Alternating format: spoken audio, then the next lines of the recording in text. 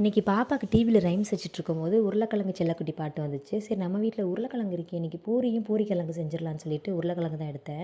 நிறைய பேருக்கு ஸ்கூல் நாளையிலேருந்தே ஆரம்பிக்குதுன்னு நினைக்கிறேன். என் பையனுக்குலாம் வந்து 5ஆம் தேதி தான் ஸ்கூல் சொல்லியிருக்காங்க, செகண்ட் ஸ்டாண்டர்ட்னால. இந்த ஒரு மாதமும் நல்லா தூங்கி எழுந்திரிச்சு பொறுமையாக சமைச்சு அந்த மாதிரியே பழகிடுச்சு. இனி நம்ம பேக் டு ஃபார்ம் வரணும், அவசர அவசரமாக எந்திரிக்கணும், 1 மணி நேரத்துலேயே சமைச்சு முடிச்சு பிள்ளையை கிளப்பி ஸ்கூலுக்கு அனுப்பணும். அந்த 1 மணி நேரம் மட்டும்தான் ரொம்ப ஹெக்டிக்காக இருக்கும். அதுக்கப்புறம் அவங்க ஸ்கூல் போயிட்டாங்கன்னா அந்த நாள் ஃபுல்லாக ஈவினிங் வரைக்கும் ஃப்ரீயாக இருக்கும். காலையிலே சமைச்சு முடித்ததுனால இருந்தாலும் அந்த 1 ஹவர் மட்டும் வேலைன்னு இருப்போம்.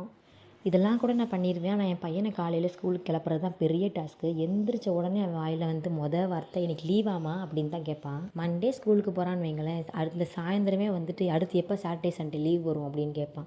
ஃபஸ்ட் ஸ்டாண்டர்ட் வரைக்கும் அப்படி தான் பண்ணிகிட்டு இருந்தான், அழுது ஸ்கூலுக்கு போனால். இந்த செகண்ட் ஸ்டாண்டர்ட் எப்படி போகிறான்னு எனக்கே தெரில. அதே தான் யோசனையாக இருக்குது. நல்லா சிரித்த முகத்தோடு போயிட்டு வருவானா, இல்லாட்டி அழுது தான் போகிறானான்னு எனக்கே தெரியல.